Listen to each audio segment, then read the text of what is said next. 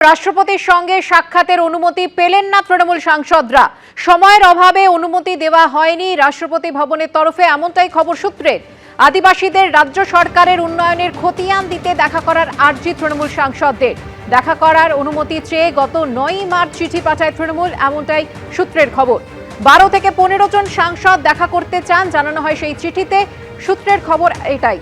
7ই March আমরা জানি যে শিলিগুড়িতে অনুষ্ঠানের জায়গা বদলে ক্ষোভ প্রকাশ করেন রাষ্ট্রপতি দ্রৌপদী মুর্মু। তারপরেই এই খবর, রাষ্ট্রপতির সঙ্গে সাক্ষাতের অনুমতি পেলেন না তৃণমূল সাংসদরা।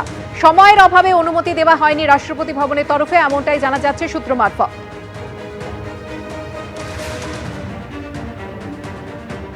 ये राष्ट्रपति का इच्छा है, हम लोग तो उनको क्लैरिफाई करने चाहते हैं कि पश्चिम बंगाल में ट्राइबल्स के लिए क्या क्या किया राज्य सरकार। तो टाइम नहीं दे रहे हैं, हम फिर मांगे हैं टाइम, देखा जाए। গত 8ই মার্চ ধর্মতলায় ধর্ণা মঞ্চে রাজ্যের মন্ত্রী বীরবাহা হাঁসদা মুখ্যমন্ত্রীর সামনে বলেন তারা রাজ্যের উন্নয়নের খতিয়ান নিয়ে রাষ্ট্রপতির সঙ্গে দেখা করতে চান। মুখ্যমন্ত্রীও তাতে সায় দেন। আমি আমার নেত্রী মাননীয় মুখ্যমন্ত্রী মমতা বন্দ্যোপাধ্যায়ের কাছে করজোরে আবেদন করতে চাই, আপনি একটা আদিবাসীদের টিম বানিয়ে দিন।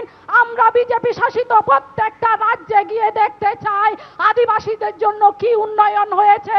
আর আমরা বাংলায় দাঁড়িয়ে আপনার খতিয়ান নিয়ে দিল্লিতে রাষ্ট্রপতি ম্যাডামের কাছে যেতে চাই। বাংলার মানুষ অ্যাকসেপ্টেড গ্রহণ করলাম এবং তোমরা 10 জনের মেয়েদের টিম গিয়ে আমাদের যে পাঁচালী আছে, আমাদের যে মানে না উন্নয়নের পাঁচালী না, যেটা হচ্ছে রিপোর্ট কার্ড, ওটা ওনার হাতে গিয়ে হ্যান্ডওভার করে আসবে। থ্যাংক ইউ দিদি।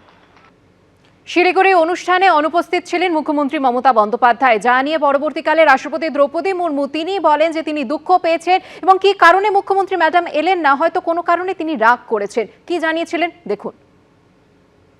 जनरली देखा जाए तो प्रेसिडेंट आते हैं तो चीफ मिनिस्टर भी आना चाहिए, मंत्री भी आना चाहिए, लेकिन चीफ मिनिस्टर मैडम भी आए नहीं।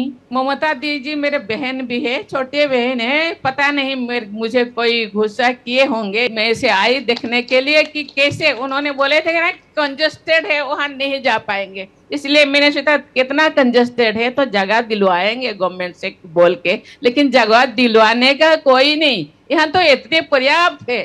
पता नहीं क्या हुआ, क्या मन में समाया है उनका, वो जाने।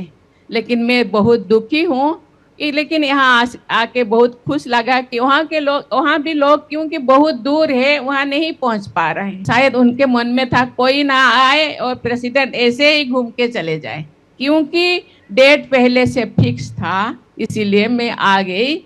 लेकिन कोई भी बात नहीं, मैं भी बंगाल का ही बेटी हूँ, बंगाल में बहुत क्यों आने ही नहीं देते। एबीपी आनंद एगिए थाके एगिए राखे।